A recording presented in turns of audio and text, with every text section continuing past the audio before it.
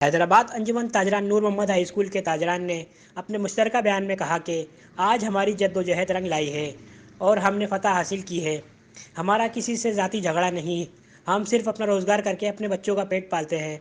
और मज़ीद कहा कि हमारे मुखालफिन भी हमारे भाई हैं, हमारी नेक ख्वाहिशात इनके साथ हैं और हम भाईचारे के साथ रहना चाहते हैं।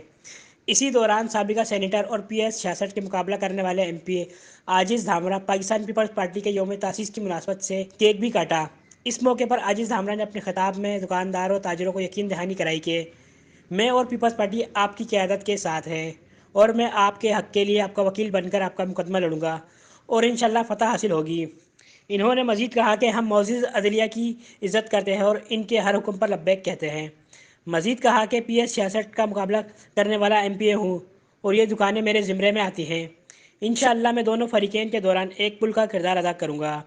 इस दौरान ताजरान नूर मोहम्मद हाई स्कूल एसोसिएशन के सदर मंजूर खिलजी, जनरल सेक्रेटरी मोहम्मद आमिर, मोहम्मद सईद, मोहम्मद इमरान, मोहम्मद नदीम व दीगरों ने साबिका सेनेटर आजिज़ धामरा का शुक्रिया अदा किया और इसी दौरान जज्बाती अंदाज में सारे दुकानदारों और ताजरों ने पीपल्स पार्टी में शमूलियत का ऐलान किया और कहा कि आज से हमारा मरना और जीना पीपल्स पार्टी के साथ है और अब हम बिलावल भुट्टो जरदारी के हाथ मजबूत करके पीपल्स पार्टी को 2023 के इलेक्शन में वज़ीर आज़म बनाएंगे। ताजरान नूर मोहम्मद हाई स्कूल की जानिब से मैं इनकी नुमाइंदगी कर रहा हूँ और जैसा कि आपने देखा कि ये इंसानी अलमिया और इंसानी जो है मसला है, लोगों के रोज़गार का मसला है। पाकिस्तान पीपल्स पार्टी अवाम की पार्टी है और हमारे चेयरमैन जनाब जुल्फ़िकार अली भुट्टो का नारा था कि रोटी कपड़ा और मकान हर इंसान का बुनियादी हक़ है और जनाब चेयरमैन बिलावल भुट्टो जरदारी साहब आवाम को रोज़गार देने के लिए पुरअज़म है। तो आज इस सिलसिले में हमने पाकिस्तान पीपल्स पार्टी से गुजारिश की थी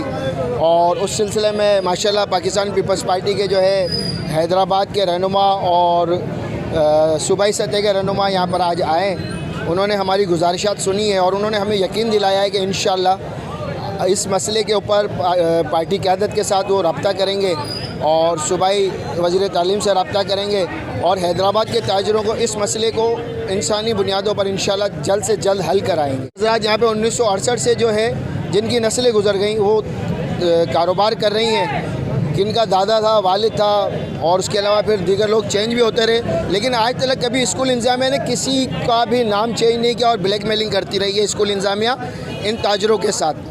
जब भी इनके साथ जो है ताउन के लिए कहा गया, इन्होंने कहा कि आप बस पैसे देते रहें और रसीदें लेते रहें और आपका कोई भी तहफ़्फ़ुज़ नहीं किया जाएगा। ये इंतज़ामी मसला है, कानून के मुताबिक इस मसले को हल किया जाए। इसको जो है ज़ाती अनाद और ज़ाती दुश्मनी का मसला नहीं बनाया जाए, इंसानी हमदर्दी की बुनियाद पर इस मसले को हल किया जाए।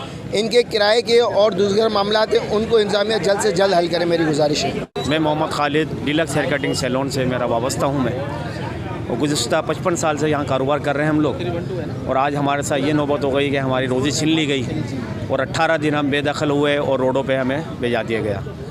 मकसद सिर्फ़ और सिर्फ ज़ाती अना का और सियासी मामला और एक इंतहा पसंदी तरीके से हमें रोड पे गिरा गया, हमें बेरोज़गार किया गया, हमारी रोज़ी छीनी गई। लिहाजा हमें इंतज़ामिया से गुजारिश है, ख़ास तौर पर पीपल्स पार्टी से गुजारिश है कि हमारे मामलात को बाखूबी इसको हल किया जाए ताकि हम अपने बच्चों की रोज़ी कमा सकें और एक अच्छे तरीके से ज़िंदगी गुजार सकें। नूर मोहम्मद स्कूल से हमारा अंजुमन ताजरान से ताल्लुक़ है। पिछले कोई हम लोग 62 साल से 55 साल से कारोबार करते हुए आ रहे हैं यहाँ पर हैदराबाद में।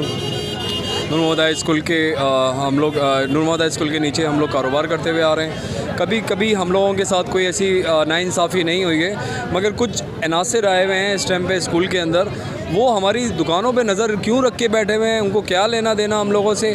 उन लोगों का एजुकेशन पे ध्यान नहीं है, बच्चों को पढ़ाने पर हमारे ऊपर ज़्यादा ध्यान रख के बैठे हुए होते हैं। अब क्या मसला है, उनके साथ क्या प्रॉब्लम है, कभी हमारे बड़ों जो बिज़नेस करते हुए आ रहे थे कभी उनके साथ किसी ने भी कोई ऐसा बिहेव नहीं रखा और कोई ऐसा मसला नहीं डाला। इस दफ़ा हम लोगों के साथ तो बिल्कुल ही उन्होंने नाइंसाफ़ी की और हमें कराची का कोई केस था, एनजीओ ने रजिस्टर्ड करवाया था, उसका केस का फ़ैसला आया था, उन्होंने हमारे गले के अंदर लाके डाल दिया वो केस, जबकि हमारा नाम भी नहीं है उसके अंदर, उस केस के अंदर।